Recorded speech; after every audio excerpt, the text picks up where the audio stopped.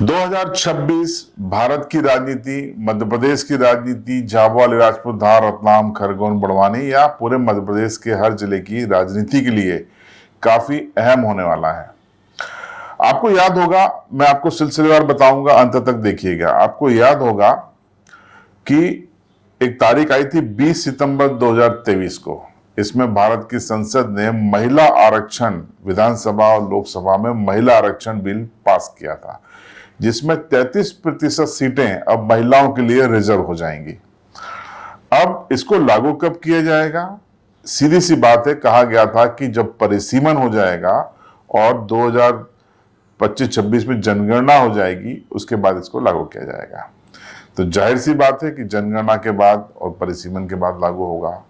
अब सवाल उठता है कि जनगणना कब होगी और परिसीमन कब होगा? यही सबसे बड़ी खबर है। देखिए, पहले भारत सरकार ने एक नोटिफिकेशन जारी किया था कि जून 2025 तक आप जितनी भी अपने जिले की, तहसील की सीमाएं बदलना चाहते हैं, नए जिले बनाना चाहते हैं, नए ब्लॉक बनाना चाहते हैं, तो बना लीजिए। हम उसके बाद इसको फ्रीज कर देंगे और इसी के आधार पर फिर अगला परिसीमन या जनगणना होगी। अब जाकर भारत सरकार ने इसको एक्सटेंशन दिया है, इसको बढ़ा दिया है 6 महीने। अब 1 जनवरी 2026 की तारीख तय की गई है कि देश भर की प्रशासनिक भौगोलिक सीमाएं फ्रीज कर दी जाएंगी और उसके जो आंकड़े हैं वो अगले 2 महीने में सामने आ जाएंगे। तो 1 अप्रैल 2026 से भारत में जनगणना शुरू हो जाएगी और इस बार जाति के आधार पर भी जनगणना होनी है, जिसको लेकर राजनीति मची हुई है, आप देख रहे हैं। तो ये जनगणना 1 अप्रैल 2026 से शुरू हो जाएगी, जिसमें आपको दर्जनों सवाल पूछे जाएंगे, जिसमें आपकी जाति भी पूछी जाएगी। खैर, वो एक अलग विषय हो गया। अब आप सोच रहे होंगे कि इससे हमारे यहाँ की राजनीति कैसे बदलेगी। यहीं से आप समझिए कि जनगणना औसतन 2 से 2.5 साल में पूरी हो जाएगी। उसकी कई प्रक्रियाएं होंगी, आजकल हाईटेक जनगणना होगी, फिर उसको जोड़ा जाएगा, जनगणना रजिस्टर होगा, उसको नोटिफाई किया जाएगा, राष्ट्रपति के हस्ताक्षर होंगे, निर्वाचन आयोग को जाएगा, सरकारों को जाएगा, डेटा जारी होंगे। इस सब कड़ी में 2 से 2.5 साल या 3 साल तक लग सकता है।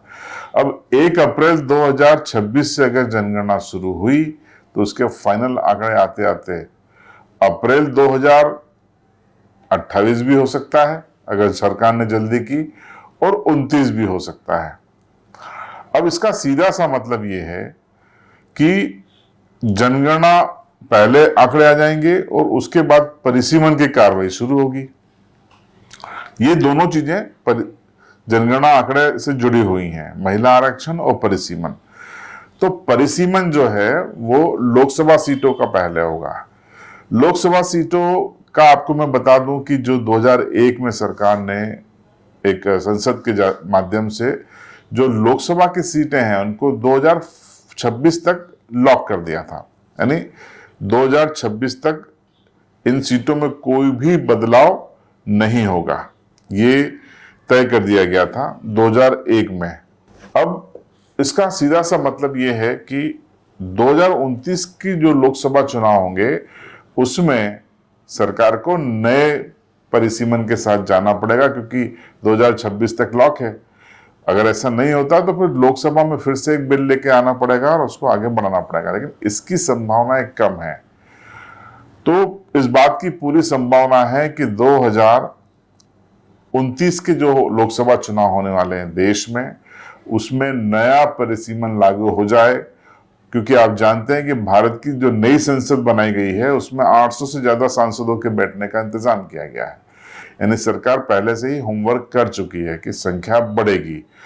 आपको बता दूं कि 10 लाख पर पहले जो नियम था 40 साल पहले, 10 लाख पर एक लोकसभा सांसद का था, लेकिन आज हालात ये हैं कि झाबुआ रतलाम संसदीय सीट की हम बात करें, झाबुआ रतलाम अलीराजपुर की, तो तीनों जिलों की आबादी ही 10 लाख से ज्यादा है, हर जिले की आबादी।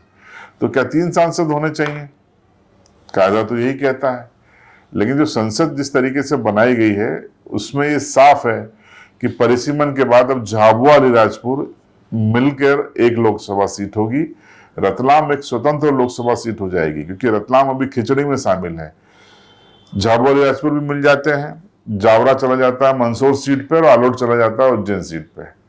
तो अपना कोई उनका सांसद ही नहीं है। तो रतलाम की 5 विधानसभा मिलकर इतनी आबादी रखती है रतलाम जिले की कि एक सीट हो जाएगी 29 के चुनाव में। लेकिन ये भी तब होगा जब सरकार इसको जल्दी करेगी, फुर्ती के साथ करेगी, वरना 29 आ जाएगा, पता चला जनगणना ही नहीं हुई तो वही 2001 के मान से फिर आप करेंगे तो होगा नहीं। 2028 में विधानसभा चुनाव की हम बात कर लें, क्या महिला आरक्षण लागू होगा मध्य प्रदेश में, राजस्थान में, छत्तीसगढ़ में? इसकी संभावनाएं बहुत कम हैं, क्योंकि जनगणना पहले, उसके बाद परिसीमन, और परिसीमन के जनगणना और परिसीमन के आंकड़ों के साथ महिला आरक्षण।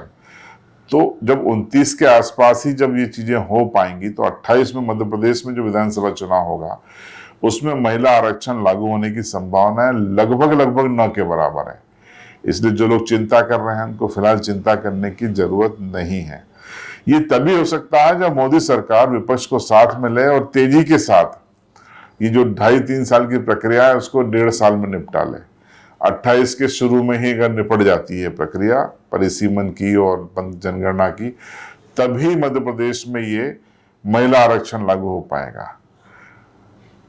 इसलिए मुझे निजी तौर पर जो आंकड़ों को देखते हैं, जो समय लगता है उसको देखते हुए मुझे नहीं लगता है कि 28 में महिला आरक्षण हमारे झाबुआ अलीराजपुर रतलाम या मध्य प्रदेश में हो पाएगा, और परिसीमन भी नहीं हो पाएगा ऐसा अभी लग रहा है, क्योंकि देरी हो गई है।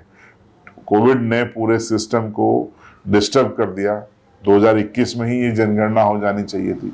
2021 में जनगणना हो जाती तो 21 के आंकड़ों से अभी तक परिसीमन हो चुका होता और ये महिला आरक्षण भी लागू हो जाता। लेकिन कोविड ने जो 4-5 साल बिगाड़े, पूरा सिस्टम को कोविड को हैंडल करने में लग गया, इसलिए जनगणना नहीं हो पाई। अब ये शुरू हुई है, लगातार डेट भी इसमें बढ़ती रही है। भौगोलिक सीमाओं को, प्रशासनिक सीमाओं को फ्रीज करने की एक बार फिर से 6 महीने के लिए सरकार बढ़ाने जा रही है।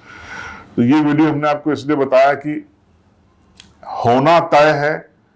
अब 28 में संभावनाएं कम है, लेकिन उसके बाद सियासत बदलेगी। लोकसभा में जरूर उम्मीद है कि, क्योंकि लोकसभा चुनाव भी अप्रैल मई में होते हैं, अब उसमें भी चांस मुझे 50-50 लगते हैं कि महिला आरक्षण या परिसीमन हो पाएगा। लेकिन चूंकि मोदी का निजी तौर पर लोग कह रहे हैं कि 29 का चुनाव उनके नेतृत्व में लड़ा जाएगा, तो ये उनका अंतिम चुनाव होगा। उसके बाद वो शायद राजनीतिक पारी अपनी विराम दे दें कार्यकाल के बीच में, या पूरा करने के बाद वो अगले चुनाव में नहीं जाएंगे। तो वो चाहेंगे कि उनके रहते ये महिला आरक्षण वो देख लें, बता दें कि हाँ मोदी इतिहास पुरुष बनकर गए हैं, परिसीमन करवा दें, जनगणना करवा दें। अगर ऐसी सोच रही तो फिर ये जल्दी हो जाएगा। लेकिन मध्य प्रदेश विधानसभा के लिहाज से जो लोग चिंता में हैं कि महिला आरक्षण हो गया तो उनकी सीट का क्या होगा, उसकी संभावना मुझे 1% लगती है। 99% वो लोग सेफ हैं। इस वीडियो पर आपकी राय कमेंट बॉक्स में जरूर बताएं। चैनल पर नए हो तो सब्सक्राइब करें और बेल आइकन जरूर दबाएं।